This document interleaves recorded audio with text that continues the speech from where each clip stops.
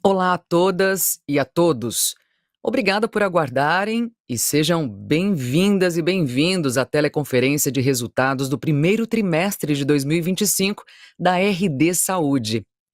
Esta apresentação pode ser encontrada no nosso site de Relações com Investidores, ri.rdsaude.com.br, onde o áudio desta conferência será disponibilizado posteriormente. Todos os participantes estarão apenas ouvindo a conferência durante a apresentação. Em seguida, iniciaremos a sessão de perguntas e respostas. Antes de iniciarmos, gostaríamos de esclarecer que eventuais declarações que possam ser feitas durante essa teleconferência, relativas às perspectivas de negócios da companhia, projeções e metas operacionais e financeiras, constituem-se em crenças e premissas da diretoria da RD Saúde, bem como em informações atualmente disponíveis para a companhia. Considerações futuras não são garantias de desempenho. Elas envolvem riscos, incertezas e premissas, pois se referem a eventos futuros e, portanto, dependem de circunstâncias que podem ou não ocorrer. Nossos investidores devem compreender que condições econômicas gerais, condições da indústria e outros fatores operacionais podem afetar os resultados futuros da empresa e podem conduzir a resultados que diferem materialmente daqueles expressos em tais considerações futuras. Hoje conosco no estúdio RD Saúde temos a presença do CEO Renato Raduan e Flávio Correia, diretor de Relações com Investidores e Assuntos Corporativos. Passo agora a palavra para Renato Raduan. Por favor, pode prosseguir. Bom dia a todos, sejam muito bem-vindos ao call de resultado do primeiro TRI de 25 da RD Saúde. É um prazer tê-los aqui conosco e ter a oportunidade de dar a nossa leitura aí dos resultados do primeiro TRI, e mais importante até do que simplesmente dar o resultado dos primeiros TRI, a nossa visão sobre isso, é falar sobre a perspectiva futura, o que a gente está vendo para frente, que acho que é uma chance que a gente tem de, a nossa própria voz, dar a nossa melhor leitura, com maior transparência, que sempre marcou os nossos calls de resultado da maneira mais verdadeira possível. Flávio, bom dia. Alguma consideração, um bom dia inicial, algo? Vamos direto.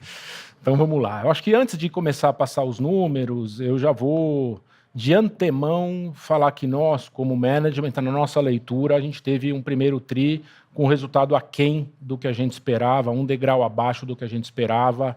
Eu falo isso não só como novo CEO, mas falo em nome do C-Level e dos executivos da empresa, né? Eu acho que eu vou detalhar já diretamente, entrar nesses detalhes. A gente ficou, sim, um patamar abaixo na venda do que é o patamar que a gente entende que tem que ter para o nosso futuro, que é o patamar saudável e compatível com o que a gente construiu, e também ficamos um degrau abaixo na margem bruta. Também tem algumas questões bem específicas que eu vou detalhar, e ao final, com uma venda um pouco abaixo e com uma margem bruta um pouco abaixo, o EBITDA e o lucro líquido acabam sendo uma consequência natural disso. Então, eu vou me aprofundar já logo no começo da apresentação, nos detalhamentos, na nossa leitura desta performance, e depois eu falo um pouco dos detalhes operacionais. A gente sempre começa com essa visão mais abrangente, essa one page aqui, né, com alguns destaques. Então, a gente fechou o primeiro trimestre com 3.300 unidades em operação, abrimos 75 farmácias, no primeiro TRI fechamos só 4, fizemos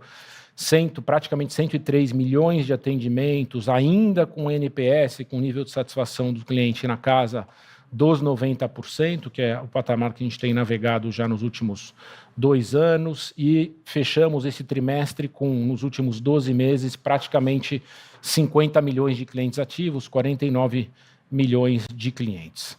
Com isso, acho que vocês já viram isso, obviamente, no release, a gente fechou um primeiro TRI com uma receita bruta de 10,8%, que é um crescimento de 10,8%, como eu disse, um patamar abaixo do que a gente entende ser o patamar que a gente quer ter para frente. Óbvio que eu vou entrar no detalhe, tem uma parte importante, que é calendário, que é um dia menos do ano bissexto do ano passado, eu vou falar sobre isso, mas mesmo com este ajuste que nos levaria para casa dos 12%, ainda é um pouco abaixo dos 14% que a gente vinha até o terceiro TRI do ano passado. Mesmo tendo um crescimento abaixo, ainda assim a gente teve um ganho de share. Mostra que o mercado como um todo agregado cresceu até menos do que isso ano contra ano, porque mesmo com esse crescimento a gente ainda ganhou 40 bips de share. Eu vou aprofundar um pouquinho mais. O digital seguiu tendo uma evolução muito relevante, falei isso no call passado, a gente cresceu aqui 40%, chegamos a 2,2 bi de venda, é quase já 8,8 bi anualizados, então uma penetração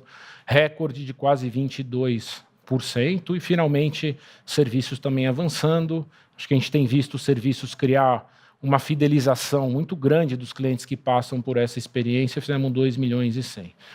E aí, o EBITDA, a gente alcançou 649 milhões, aqui sim tem uma contração de 100 basis points, de 7 para 6, o Flávio vai detalhar, o 7 também não era a melhor referência, o 7 do ano passado, mas ainda assim é abaixo do que nos deixa satisfeitos. E a gente chegou a um lucro líquido de 177 milhões, com uma contração de 0,6 de margem e um fluxo de caixa livre de menos 123, com 162 de consumo total.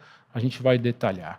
Indo direto para a venda, como já foi falado, esse 10,8, se a gente ajusta pelo efeito calendário como um todo, é 1,3. Se pegar só o ano bissexto em si, só este efeito, é um dia menos em 90. Então, se fosse um dia médio a menos, já seria 1,11. Mas não é um sábado ou um domingo a menos, é um dia útil a menos. Então, só o dia a menos do ano bissexto é 1,2 a menos de venda, é 1,2 a menos, que realmente não acontece, e isso aí não é só para nós, é para o ramo alimentar, para outros ramos. As pessoas comem um dia a menos, as pessoas usam fralda um dia a menos, as pessoas tomam banho um dia a menos, as pessoas têm um dia a menos de dor de cabeça. Então, naturalmente, você de fato perde esse um dia de demanda, mas ninguém vai pagar um dia a menos de salário, nem vai pagar um dia a menos de aluguel. Então, de fato, esse um dia gera um efeito de desdiluição importante. Além desse ajuste que nos levaria aqui para o patamar de 12%, tem sim um efeito que é muito pontual aqui do nosso setor e da gente ter trabalhado tão bem o ano passado, a questão que a gente teve sim um pico de dengue no ano passado, que gerou uma demanda relevante para nós, especificamente de repelentes e testes. A gente efetivamente no ano passado teve uma venda muito inflada e desproporcional de repelentes, assim como teve de testes. Isso representou quase 0,9% da nossa venda. Isso faz parte do jogo. Tem anos que a gente vai ter algumas coisas que vão nos favorecer, outras vão nos prejudicar, às vezes a gente vai ter mais estoque de algo, o ano passado a gente vai se comparar em algum momento que não tinha um bom abastecimento de Ozempic, voltou a ter. Isso não é algo totalmente estrutural, mas ele aconteceu no ano passado e teve esse efeito também, que no nosso caso o solar se normalizou no primeiro trimestre, mas a gente tem sim essa base. Não estou aqui nem considerando a venda adicional de OTC, de analgésicos e antitérmicos. Estou falando só da venda que a gente teve a mais de repelente e testes que representou. Então, assim, esse nosso patamar de 12 de crescimento, 12,5, talvez 13, ele está um degrau abaixo do que a gente gostaria de ter ou está trabalhando para ter nos próximos trimestres. Uma abertura importante, dado que a gente está falando de venda, e foi um tema do call passado, é como esse crescimento se deu pelas categorias. Então, estou tentando me encontrar aqui com... Aqui, agora foi. Vejam que a gente cresceu neste trimestre RX 6,5%, OTC 7,8%, desculpa, perfumaria, obrigado, Flávio, que eu vi aqui. Perfumaria a gente cresceu 6,5%, OTC 8%, praticamente 7,8%, e RX ainda cresce 14%. Então, sim, a perfumaria segue tendo uma performance abaixo do RX, mas ela já passa a se aproximar versus o que ela estava. Se a gente pega toda essa base que eu estou falando aqui de repelente, ela de fato aconteceu no RX, na perfumaria, ela é uma venda da perfumaria. Se a gente simplesmente faz o ajuste por essa questão da base do repelente, a perfumaria ex-repelente estaria crescendo 8,8%. Se a gente coloca aqui o efeito calendário do ano bissexto de 1,2%, a perfumaria estaria crescendo 10%. Então, sim, como já tinha sido sinalizado, a gente está numa recuperação da perfumaria versus o último TRI. Lembrem que no último TRI a perfumaria tinha crescido 5,6%, agora só passado o repelente a 8,8%, com efeito calendário seria 10%. O delta do TRI passado da perfumaria para o RX era um delta de 12 pontos. O delta agora é um delta que foi para 5 pontos. Então, como sinalizado, a perfumaria vem recuperando. A outra forma de ver a normalidade da perfumaria é comparar o crescimento da perfumaria há 2 anos. Se você pegar o crescimento do RX versus 2 anos atrás, foi 29 e perfumaria foi 28, então é absolutamente normal quando a gente olha há 2 anos. Então é importante trazer essa abertura. Também, ao a perfumaria ter uma participação, um crescimento menor que o RX, também por essa base, é óbvio que ela reduz a participação no todo. Vejam que ano passado a participação foi 26,3%, esse ano ela foi de 25%, e isso gera também um efeito mix. Perfumaria tem uma margem melhor do que tem o RX, então isso também é uma das pressões que a gente teve, a gente vai falar na margem bruta.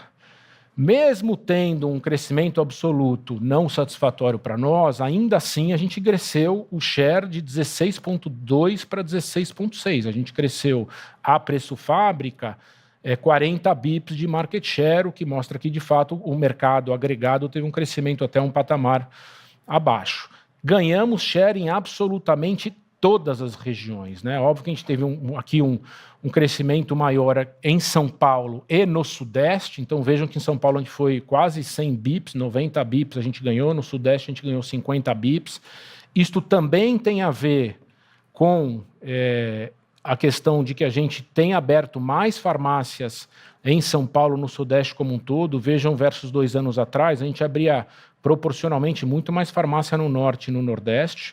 São essas 2 primeiras linhazinhas aqui, e agora a gente proporcionalmente está abrindo muito menos no Norte e no Nordeste, muito mais em São Paulo e Sul. Mas mesmo abrindo menos no Norte e no Nordeste, proporcionalmente falando, ainda assim a gente ganhou o share também no Norte, 20 bips, também no Nordeste, 30 bips, também no Sul, 10 bips. Então, como um todo, acho que é algo que a gente também tem que olhar que, em termos absolutos, a performance de 10,8 não é brilhante, mas em termos relativos a gente vem ganhando share. A gente sabe que em algumas regiões, como o Norte e Nordeste, o player local também está ganhando share, então tem outros players menores pagando essa conta e a consolidação acontecendo mais rápida. Uma outra forma de ver isso também é a evolução de farmácias maduras. Nós evoluímos em farmácias maduras 3,4%, ele é sim abaixo da inflação, mas este é basicamente o ajuste do ano bissexto. Se ajustado pelo ano bissexto, estaríamos crescendo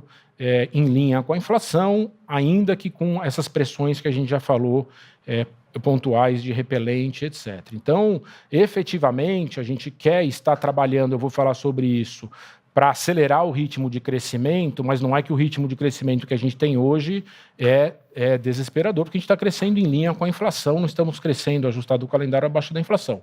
Mas não é os 2% que a gente vinha crescendo aqui até o terceiro tri. Então, acho que esse é o panorama de vendas, e obviamente acho que vocês vão aprofundar nas perguntas.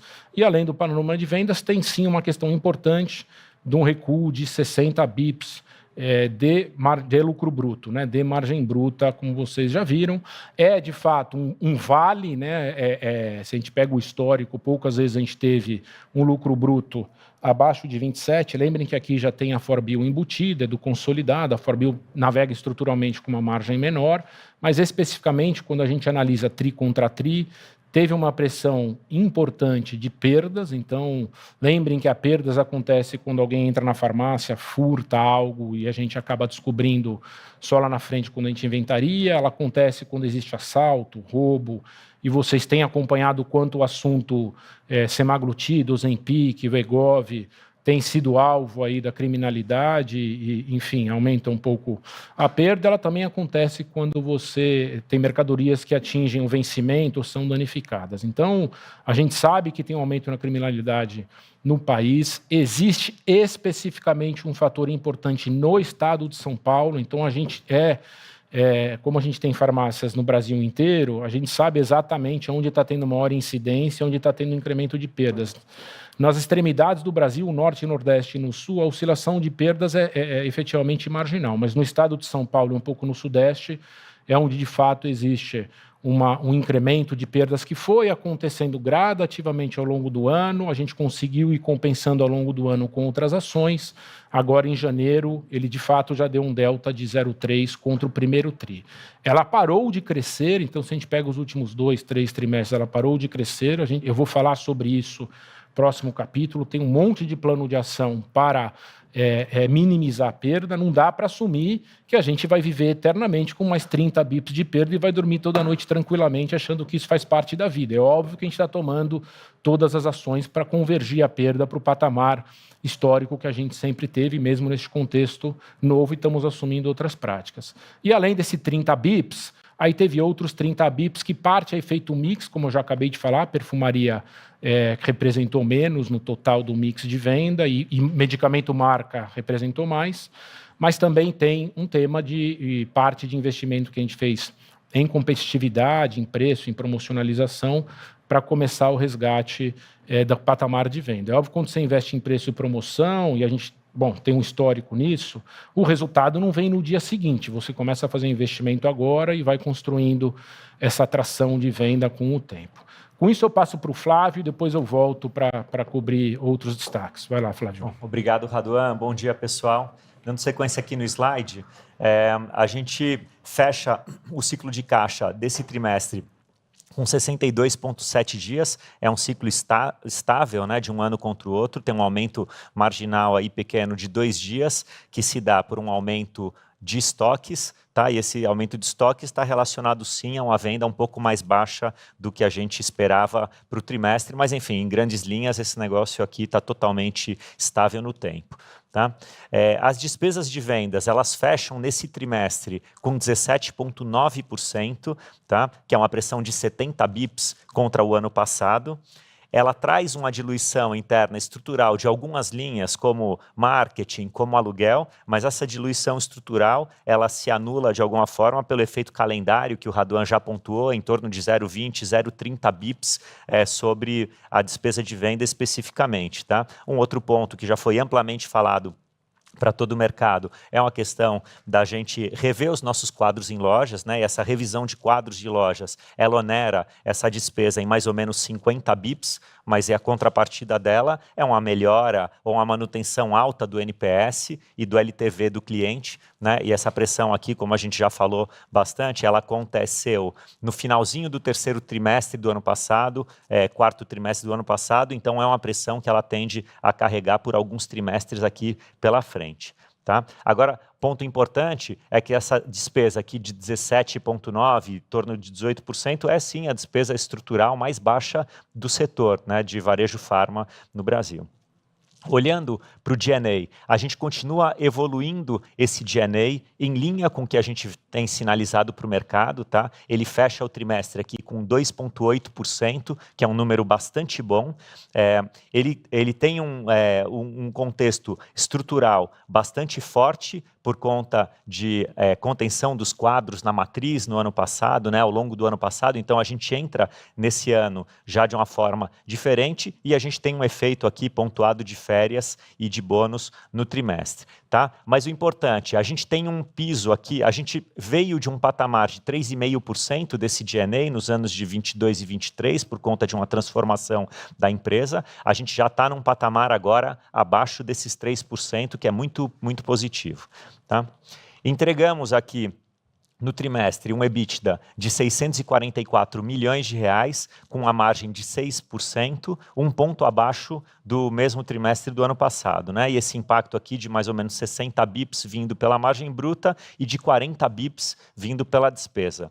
Como o Raduan já pontuou, 7% do ano passado é um pico que a gente teve, né? O normal disso seria algo em torno de 6,8, 6,9 por causa de contingências, esse tipo de coisa. E o 6% desse ano tem um fator forte de efeito calendário, né? De mais ou menos 20, 30 bips aqui. Bom, isso posto, né? A gente de fato não está confortável com a performance, a gente está perseguindo essa performance desejada, a gente tem um vale de lucro bruto e a gente tem uma despesa de venda ainda não diluída desse desses quadros que foram refeitos no último trimestre do ano passado, final do terceiro trimestre, e a gente espera reverter essa situação nos próximos trimestres, né? Então, a gente vê um EBITDA que hoje é Vale, mas que ele deve performar bastante bem, de forma que a gente saia desse ano numa situação melhor do que a gente entrou no ano e que isso seja a inércia positiva que a gente tem para os próximos trimestres e para o médio e longo prazo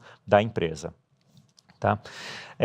Como pontos aqui, avançando para o lucro líquido, a gente tem um efeito aqui de estabilização, de depreciação e despesa financeira de um trimestre ou de um ano contra o outro, né? A nossa depreciação ela está estável, a despesa financeira ela está estável, mas tem uma situação ali de 30 bips mais ou menos na despesa financeira que sobe em função da taxa de juros que sobe, mas é um efeito que fica anulado por conta de uma reavaliação da Forbil que a gente tinha feito no ano passado, tá? E aí, então, a gente fecha essa linha aqui de IR participando 0,4%, representando 0,4% sobre a venda bruta, por conta de um lançamento de JCP de 118 milhões nesse trimestre, especificamente, que tem a ver com o payout que a gente tem para os nossos acionistas, né? Um payout de mais ou menos 50% do nosso lucro líquido para o mercado. Então, isso aqui é a componente que faltava para a gente chegar nesse patamar. Tá? Esse JCP específico nesse trimestre vem com um tax shield forte, obviamente. Então, a gente tem uma alíquota nesse trimestre de 19% de imposto, mas a alíquota estrutural, ao longo do ano, ela fica maior do que isso. Tá? Em torno de 22%, 23% é o que a gente enxerga. E esses resultados todos, então, levam a gente para um lucro líquido de 1,6% nesse trimestre, que são 60 bips em relação ao ano passado. O fluxo de caixa...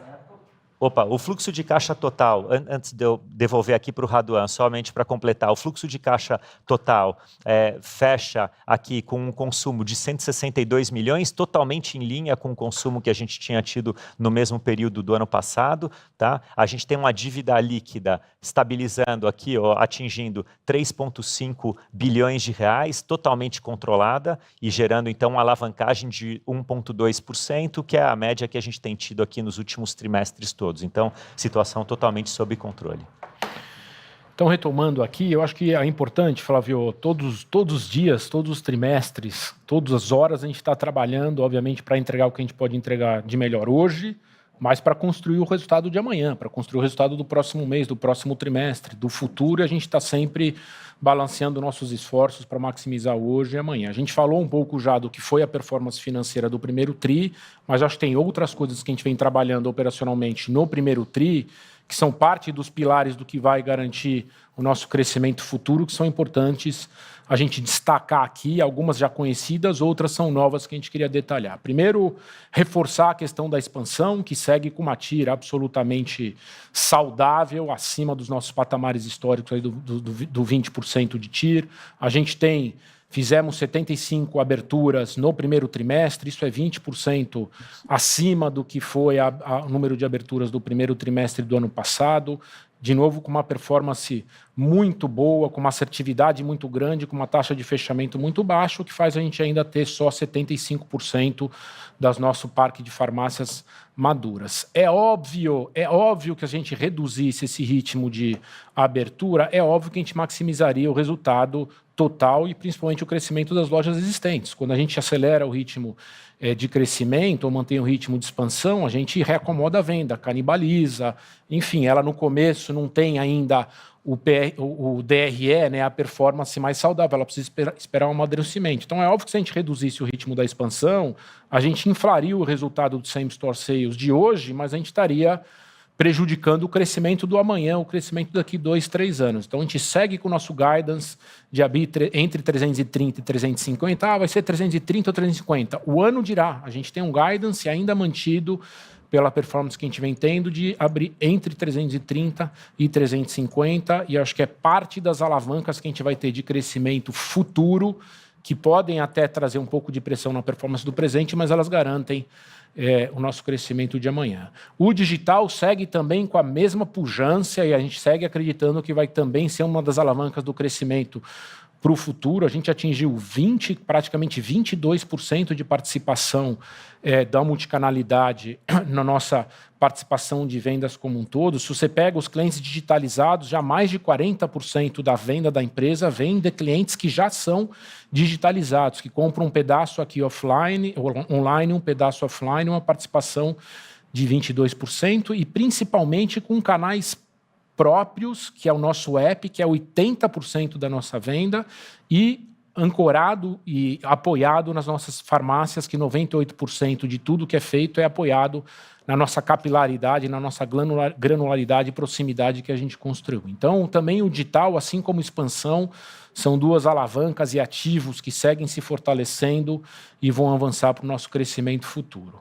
Além disso, que vocês já conhecem, a gente também tem um plano de ação bastante robusto, seja para a gente reaquecer e subir esse degrau de patamar de demanda que a gente falou, seja para ajudar na recomposição de margem, seja para trabalhar nossa estrutura de despesa e estrutura de custos. Então, a gente tem uma série de ações que não estão começando agora, que já desde o começo do ano a gente vem acelerando, algumas até desde antes disso. Então, a gente está reinvestindo parte do que eu vou falar, dos savings que a gente tem em despesa, em D&A, reinvestindo em competitividade, seja reinvestir cirurgicamente, praça a praça, local a local, SKU a SKU, aonde a gente entende que tem que ser mais competitivo, e aqui tem muito analytics para a gente ser o mais cirúrgico possível e não queimar a margem à toa. Então, a gente está, sim, comprometendo um pouco mais de recursos para fazer investimento em competitividade, assim como a gente está fortalecendo um calendário promocional. Falamos aqui no trimestre passado que a gente teve um aprendizado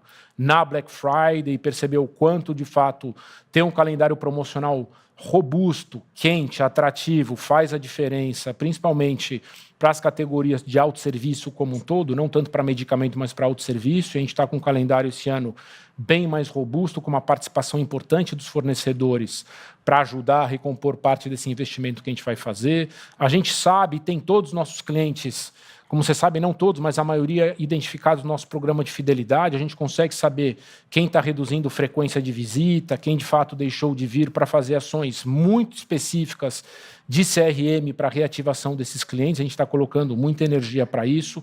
Como o Flávio já falou, o mundo não se resume a preço. Preço é uma das componentes, é muito importante, mas ela é uma das componentes dentro de uma experiência, de uma proposta de valor mais ampla. Atendimento é um dos temas também muito importantes, e a gente fez um ajuste de quadro no final do ano passado para garantir que não apenas o sorriso das pessoas estejam lá, mas que elas tenham também a quantidade de pessoas necessárias para dar a melhor experiência possível, para não ter fila. A gente fez esse reforço para melhorar a experiência. A gente tem muitas evoluções para vir no canal digital ainda ao longo desse ano. Apesar das evoluções que a gente fez, tem evolução para vir na jornada de compra de beleza, na jornada de compra de medicamento, na entrega programada. A gente sabe aqui, empiricamente, que a cada 4 pontos que a gente melhora de NSS no app, a gente aumenta em 1 ponto a conversão total do canal. Então, quanto mais a gente investe em melhorar a jornada, maior é a conversão, e a gente tem ainda muitas coisas releases para vir esse ano, com novidades que melhoram ainda mais essa jornada, que é, inclusive, quem mais investe, quem melhor tem uma jornada e mais investiu numa jornada digital, mais preparado está para enfrentar os concorrentes para o futuro. A gente começou a venda do Mounjaro, a gente é o primeiro efetivamente a entregar, disponibilizar e dar acesso real, físico, não um acesso virtual. A gente também fez pré-venda, a pré-venda é um acesso virtual antecipado, a gente também fez pré-venda, também teve sucesso, mas desde segunda-feira a gente já tem nas nossas farmácias entregando para os nossos clientes, seja a pré-venda que a gente já tinha feito, a gente entregou, seja os clientes já podem comprar online e acessar de fato o produto. Acho que menos importante do que pré-venda, não pré-venda 1 semana ou 2 semanas aqui, é olhando para frente. De fato, o Mounjaro ele é uma febre mundial, vocês sabem disso, né? Acho que a semaglutida como um todo, e a gente tem historicamente um overshare nessas categorias, nesses produtos de alto valor, porque nós temos, de fato, um overshare na classe alta. A experiência que a gente oferece, os pontos que a gente tem 95% da classe AB a 5 minutos de uma farmácia nossa. Então, mais do que essa questão de um dia antes, 2 dias, 1 semana, olhando para frente estruturalmente, a gente tem um overshare de clientes de alta renda e a gente tem teremos um overshare dessa chegada do Mounjaro, como a gente já teve tanto no Wegovy quanto no Ozempic. Além dessas ações para estimular a venda e subir um patamar da venda, a gente tem outras ações para minimizar a questão, os impactos da margem bruta. De novo, o nosso papel como líderes aqui não é falar, esta era a margem bruta, agora a gente tem que investir um pouquinho mais, vamos aceitar que a gente vai navegar estruturalmente com margens menores. O nosso papel como liderança, como gestores, é encontrar os caminhos da compensação para rebalancear a nossa equação de valor, a nossa equação de estrutura de custos e encontrar as compensações para os investimentos que a gente acha que tem que fazer. Então, tem uma parte de ganhos comerciais e parceria com os fornecedores para, obviamente, ajudar a subsidiar parte desse investimento. Tem um plano de ação muito específico para perda. Nem eu, nem ninguém aqui vai dormir toda noite tranquilo achando que é normal navegar com 30 bips a mais de perda, que é um dinheiro literalmente rasgado. Então, é óbvio que tem um plano de ação bastante robusto, que começou a entrar em vigor com mais força no final do ano passado, vai desde jatear a mercadoria, esse produto você só encontra na Raia Drogasil, se estiver comprando em outro lugar, denuncie, então isso dificulta a venda no mercado paralelo, seja porque a procedência, a pessoa entende que está comprando uma mercadoria roubada, seja porque ela fica na dúvida se a mercadoria recebeu refrigeração, então a gente voltou a resgatar práticas que já funcionaram no passado, voltamos a colocar acrílicos no dermocosméticos, né? O problema e o desafio também não está só no Ozempic e Wegovy, é um pedaço, mas também tem um problema de furto de dermocosméticos. Às vezes esse acrílico parece pouco, mas evita que a pessoa passe e faça um arrastão. A gente está reduzindo estoques de produtos de alto valor, porque compensa muito você, de fato, entrar e encontrar um monte de produto. A gente está reduzindo o volume de estoque para compensar menos, outras coisas como o Libre, a gente está colocando só o mostruário, enfim. Eu não vou aqui, obviamente, num call de resultado, ficar detalhando um plano tático de ação de perda, mas eu quero que vocês saibam que a gente não aceita viver com 30 bips a mais de perda e que a gente está com todas as ações para reduzir isso e não colocar esta pressão na margem bruta. E a gente também está fazendo pequenos ajustes da expansão, seguimos com o guidance de 330, mas estamos, óbvio, que sendo mais assertivos para assumindo um pouquinho menos de risco, indo mais para praças que a gente sabe que está claro que os retornos recentes têm sido maiores. Então, tem uma série de ações efetivas sendo tomada para a gente elevar um patamar o crescimento de venda e tirar a pressão da margem bruta. Uma outra parte de plano de ação importante que existe é para reestruturar a nossa estrutura de custo e de despesas, né? Eu falei para vocês no call passado, óbvio que eu tenho o privilégio de ter vindo, falei isso aqui, eu tenho o privilégio de assumir uma cadeira tendo vindo de dentro do sistema, de dentro da empresa, diferente do Marcílio que já chegou como CEO, portanto eu tinha um conhecimento das entranhas da nossa operação que me permitia ver um pouquinho mais de clareza algumas oportunidades no nosso modus operandi. Eu também somei isso a uma escuta ampla que eu fiz de executivos, de acionistas, sobre o que a gente podia fazer para construir uma empresa melhor para o futuro.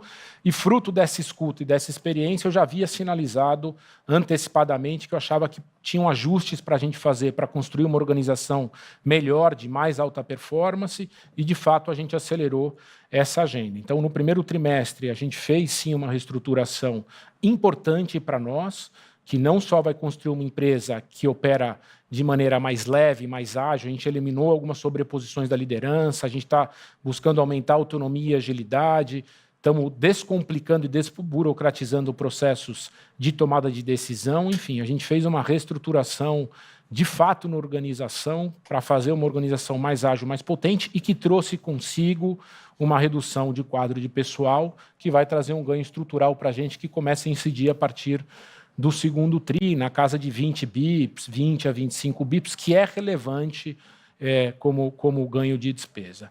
Além disso, não é só essa questão, dentro dessa reestruturação a gente fez mudanças no modus operandi de algumas das coisas aqui. Por exemplo, a parte de desenvolvimento de produto digital, que funcionou super bem, que foi um investimento importante, a gente nos reorganizou, colocamos as squads mais descentralizadas junto com as áreas de negócio, estamos aproximando cada vez mais tecnologia da área de negócio, de novo, tirando cotovelos, tirando sobreposições, enfim. Então, tem mudanças que, para nós, são muito importantes, que vão criar uma outra dinâmica interna aqui de gestão, que vai fazer com que a empresa tenha ainda mais potência. Além disso, a gente também tomou decisões em investidas que a gente acreditava que talvez não fossem mais criar o valor futuro que a gente imaginava ou tinha como hipótese no momento do investimento, e também fizemos reestruturações importantes na estrutura de custo de algumas investidas, algumas, inclusive, a gente internalizou, descontinuou como empresa terceira, que também traz savings e tem plano de redução de custo de caixa.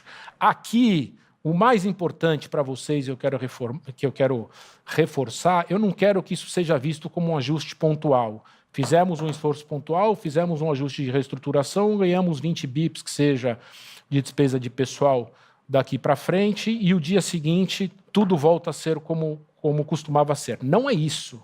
Isso aqui é só um símbolo, mas a gente sabe que, mais do que essa ação massiva e pontual, nós, como lideranças, temos clareza que a gente tem que reforçar o nosso olhar de busca de eficiência e produtividade.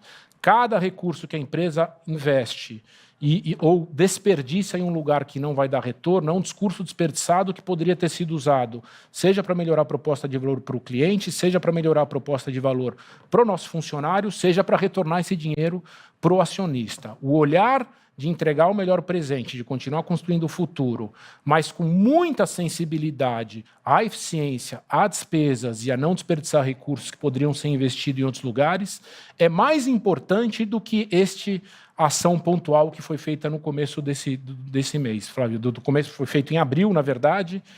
No começo, a gente planejou no TRI, mas executou no começo de abril.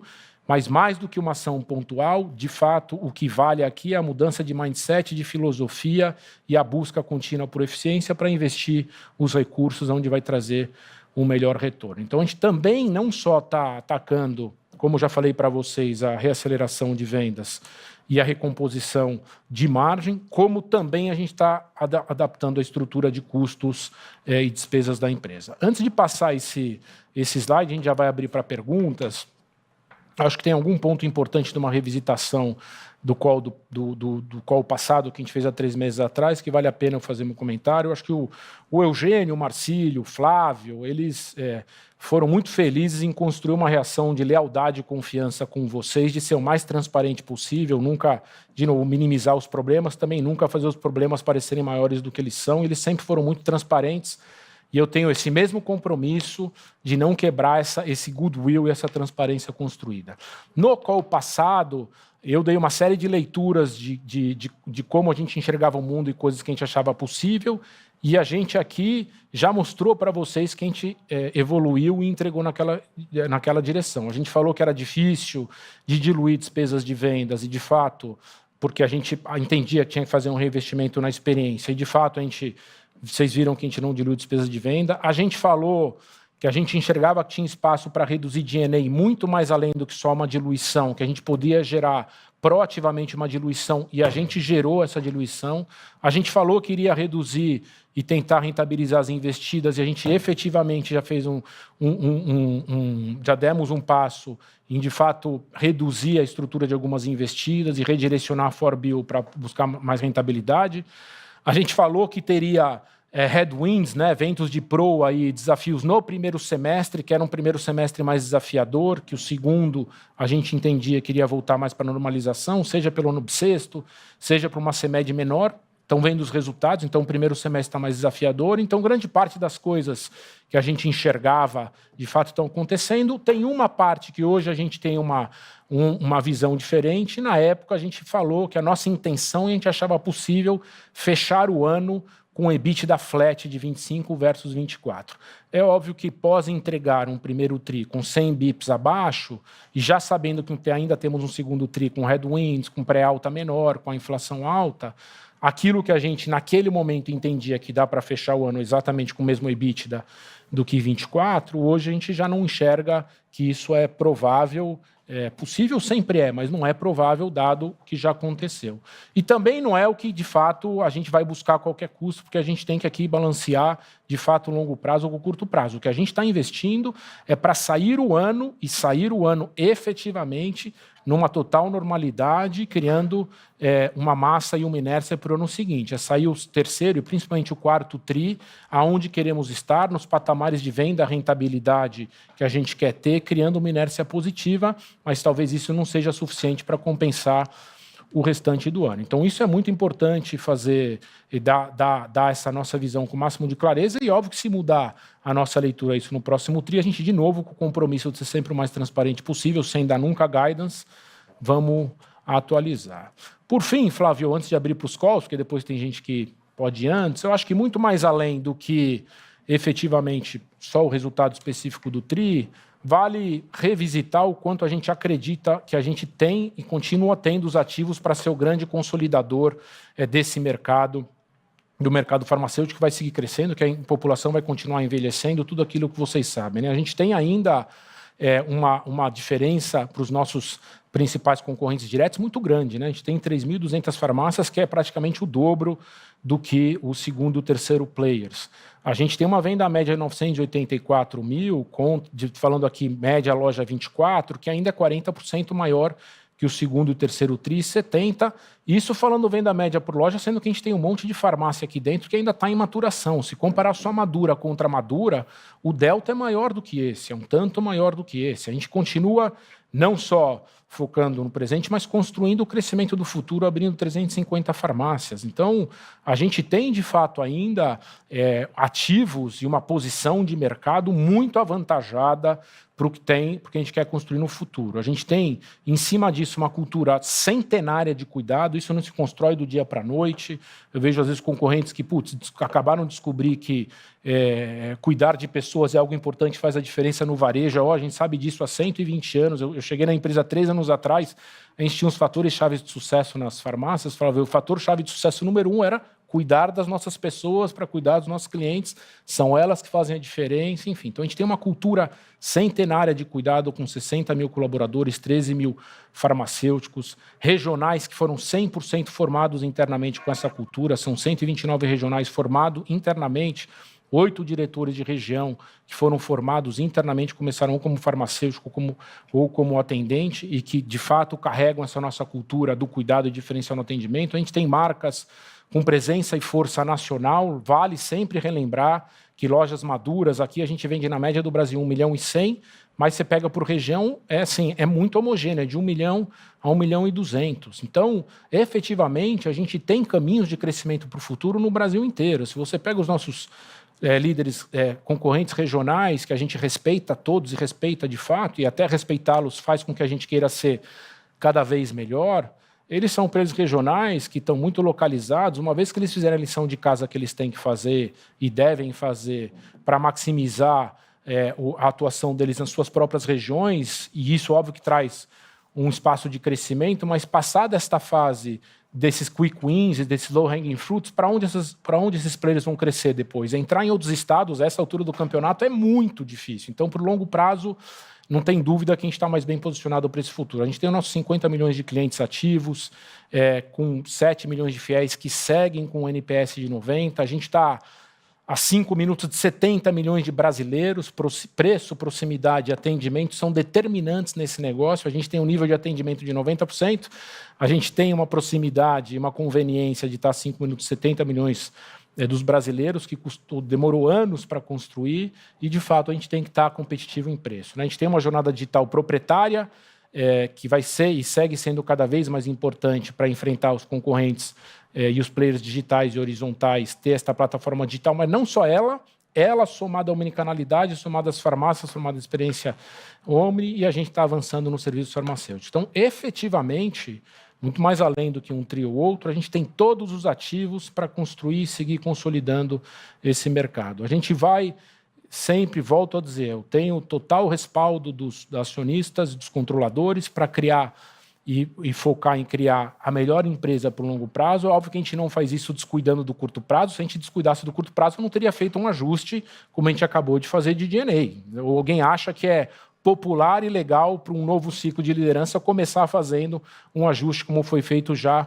passado 3 meses do novo ciclo. Então, se isto foi feito, também é um sinal que existe, ao mesmo tempo, uma preocupação com a maximização de resultado do presente, mas também com um longo prazo, e a gente vai balanceando essas duas coisas, sabendo que faz parte, para construir um longo prazo, às vezes, um investimento maior no curto prazo, como está sendo feito, e está sendo feito com o máximo de eficiência possível. Então, acho que esse é o panorama geral. Estamos aqui agora para, de fato, pegar o máximo de perguntas para poder compartilhar com vocês o nosso ponto de vista das coisas e no final eu faço um fechamento. Certo. Obrigada, Raduan. Obrigada, Flávio. Agora sim, vamos às perguntas e respostas. E a primeira participação é do Joseph Giordano, do JP Morgan. É com você.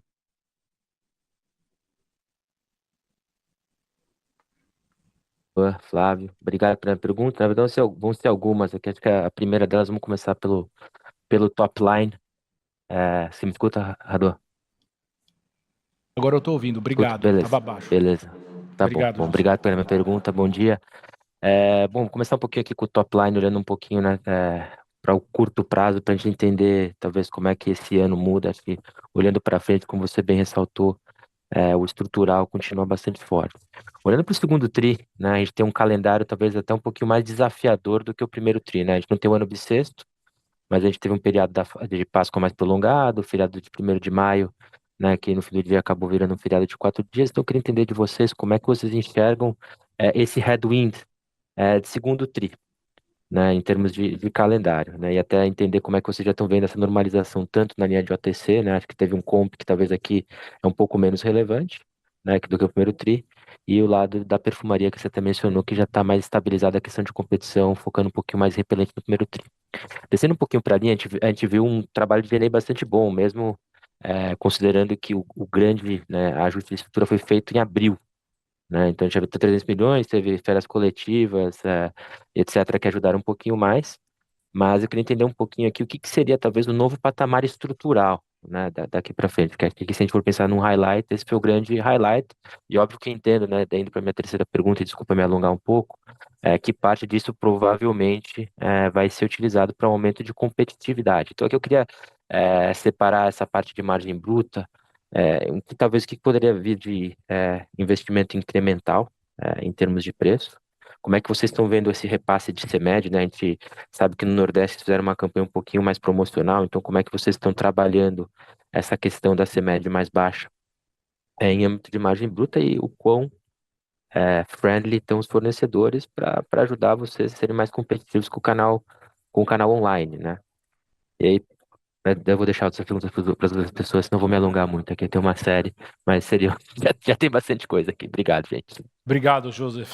São excelentes perguntas. Eu vou cobrir e acho que o Flávio depois complementa. Então, você tem toda a razão. O segundo tri tem um efeito calendário negativo, né? Pela sucessão de feriados prolongados que tem. Então, quando a gente já antecipava que a gente teria um primeiro semestre mais desafiador, a gente já tinha um ano bissexto do primeiro tri, o segundo tri a gente sabíamos do efeito calendário que prejudica a diluição de despesa mais a baixa menor, né, a pré-alta, a CMED menor do que tinha sido. Então, sim, ele é um efeito que a gente enxerga da mesma maneira, ele tem um efeito calendário negativo relevante. Até por isso, a gente também tem as outras ações que podem ajudar a compensar um pouco. Seja as ações que a gente já começou a tomar no primeiro trimestre de reativação de venda, com promocionalização, com mais investimento em preço de maneira cirúrgica e pontual, como essa que você acabou de falar, em medicamento no Nordeste, que a gente fez nesse mês que passou, mas a gente saiu com aquela campanha e fizemos outros investimentos específicos, por exemplo, no Nordeste, que não foram feitos em outras regiões, e a gente tem novidades vindo, que tem sido uma grata surpresa, como, por exemplo, o Mounjaro, que acabou de chegar, só a gente tem, e efetivamente tem nos surpreendido nesse início, o que tem acontecido com o Mounjaro, que de cara não está canibalizando, por agora, os outros concorrentes da semaglutida, ele está, por enquanto, só se somando. Então, tem outras... O efeito de calendário, ele é verdadeiro, ele vai acontecer, e já sabendo até do efeito calendário, a gente está tentando compensar e construir uma venda para minimizar o impacto do efeito calendário, mas você está certo.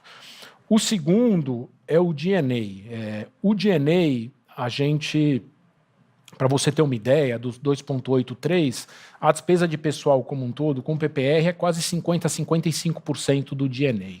Então, efetivamente, nesta linha de pessoal, de maneira estrutural, com este ajuste que a gente acabou de fazer, a gente espera que esta parcela do D&A de pessoal passe a vir 0,20, 0,23, 0,25 abaixo do que ele veio do que ele vinha historicamente. Tem a outra componente do DNA, os outros 45, 50% do DNA, que podem ter as suas oscilações. É verdade o que você falou, este primeiro TRI teve um efeito positivo de férias coletivas, mas, de outro lado, também a provisão de processos trabalhistas do ano passado tinha sido muito menor e estava desinchada. Agora a gente já normalizou a provisão trabalhista porque tinha tido reversão. Então, no final, todos os meses vão ter outros efeitos. O que eu te asseguro é que no componente especificamente pessoas, a gente vai passar a ter, a partir desse TRI, de fato, uma diluição em torno de 0,20. A gente tem que garantir que a outra parte do DNA a gente também consiga buscar eficiência. Às vezes vai ter uma coisa que vai contar a favor, outra coisa que vai contar contra. Então, essa é a segunda parte da resposta. Qual era a terceira mesmo que eu já me...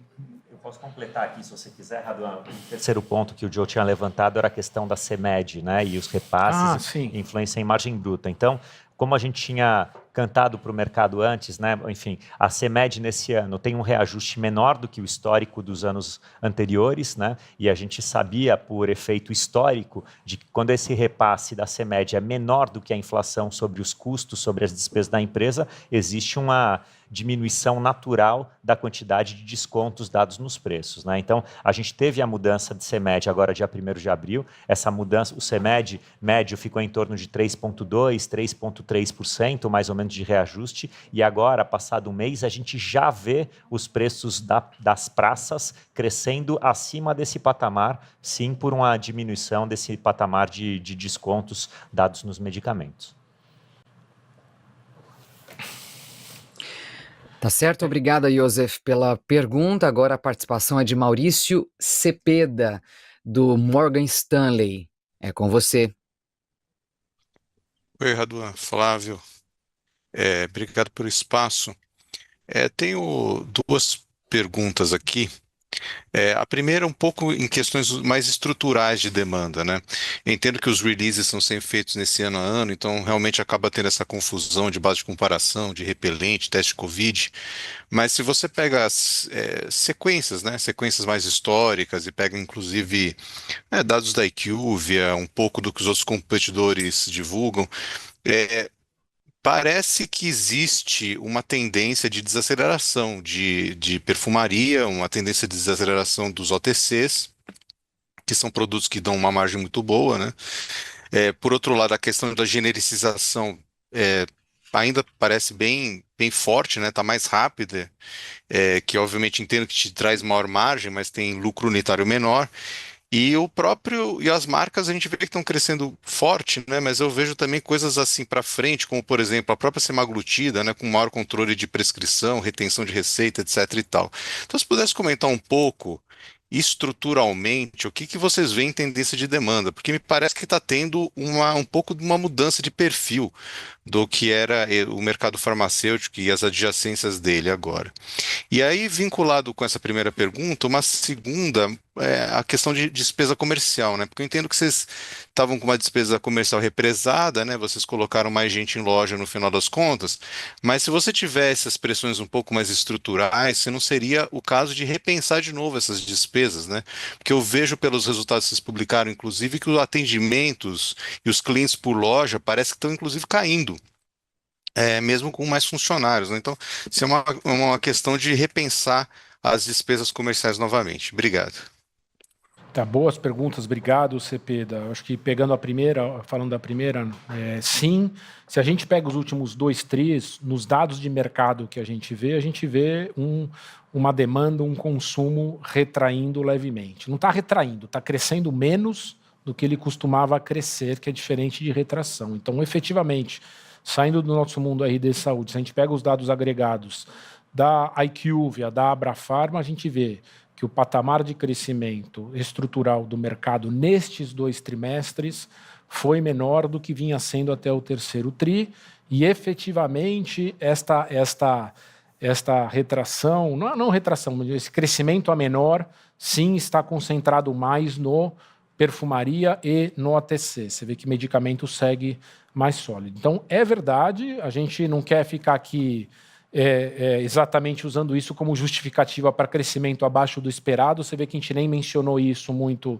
aqui, porque, o mercado está está crescendo, mas o mercado ainda está aí, ainda é um grande mercado, e se a gente acelerar nossos diferenças competitivos, a gente precisa recuperar o nosso crescimento no patamar de 14% que você falou. Então, sim, é verdade, a gente está vendo a mesma coisa. Se também isso se pereniza, eu acho difícil que a gente fique por muito tempo com esse consumo mais retraído, porque, no fundo, ainda são categorias relativamente básicas, né? Seja o OTC, seja a perfumaria que a gente vende, grande parte também é higiene básica, né? Produto do infantil, é fralda, é shampoo, grande parte da pele é produto mais básico para o dia a dia, né? Não é um alto luxo o produto que é vendido. Então, a gente espera que isso se normalize. Com relação à despesa comercial, aí vem de novo o cuidado que a gente tem com o curto prazo versus o longo prazo. A gente está super responsável no curto prazo ser o mais eficiente possível, mas tomar cuidado para a pressão do curto prazo não gerar um problema para o futuro. A gente entende, sim, que a gente fez uma pequena recomposição de quadro que era importante para melhorar a experiência, que era importante para tirar um pouco a sobrecarga dos nossos funcionários, que algumas farmácias que estavam muito saturadas estavam ficando muito sobrecarregados. A gente até entende que parte do problema de perda, um pedacinho pode ter a ver com um quadro mais enxuto, em que as pessoas ficam mais presas no atendimento do balcão e o autosserviço fica um pouco mais desprotegido, desassistido de alguma maneira, e não só piora o atendimento no autosserviço, como também facilita furtos, né? Então, a gente, de fato, não planeja recuar nesta parte de recomposição de quadro que a gente fez. A gente fez um investimento agora e sabe que ela vai ajudar a construir este crescimento que a gente precisa fazer nos próximos meses. Quer complementar, Flávio? Eu quero sim. Acho que pegando o ponto do rebalanceamento, né, que você colocou, Cepeda, você falou da questão de genéricos ou generiquização. Essa eu não sei nem repetir a palavra que você usou, mas enfim. Tem uma questão importante de lembrar, de fato, o genérico ele tem um, vamos dizer, se a gente trocar um medicamento marca por um genérico, a gente tem de fato uma pressão na venda, né, porque o price point do genérico é mais baixo do que o price point do marca. Mas lembra que em cash margin, em dinheiro, a gente ganha mais dinheiro vendendo a mesma unidade de genérico do que a gente ganha vendendo um medicamento marca. Então, não existe uma pressão na rentabilidade por uma troca de marca versus genérico. Então, mesmo que exista um rebalanceamento, é um rebalanceamento que, em teoria, pesaria a nosso favor.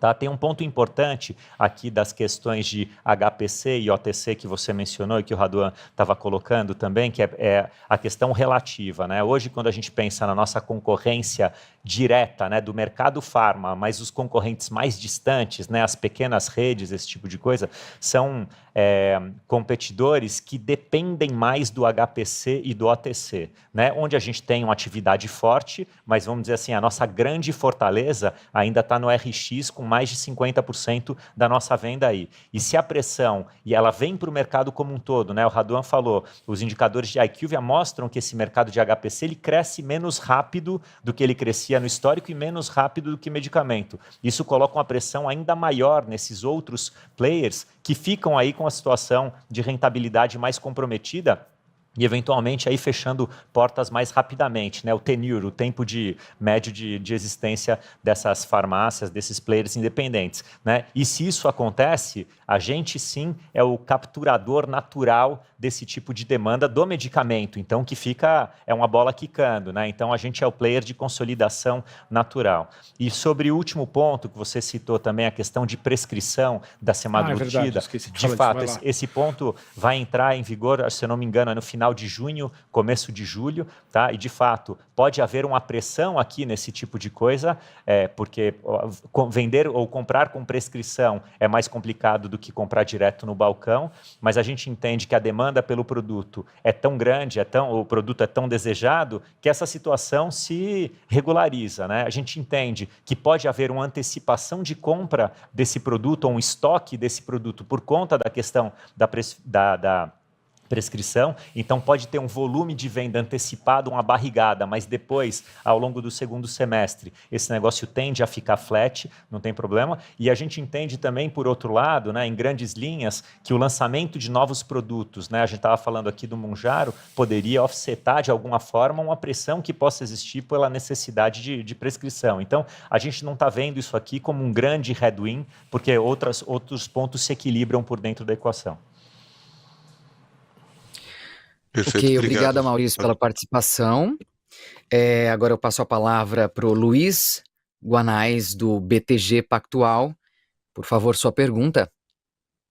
Bom dia, Flávio. Bom dia, Raduan. Eu acho que duas perguntas aqui do meu lado, né? A primeira, se vocês pudessem comentar um pouco como é que está a dinâmica de descontos, né, do varejo farmacêutico. Acho que esse era um driver, né, que a gente discutia desde o ano passado, com essa antecipação de CMED mais baixa, né, para esse ano, que poderia ser usado para parcialmente offsetar, né, o efeito do aumento menor de preços de medicamentos. Então, a primeira pergunta é como é que está essa dinâmica de descontos, né, dentro do varejo.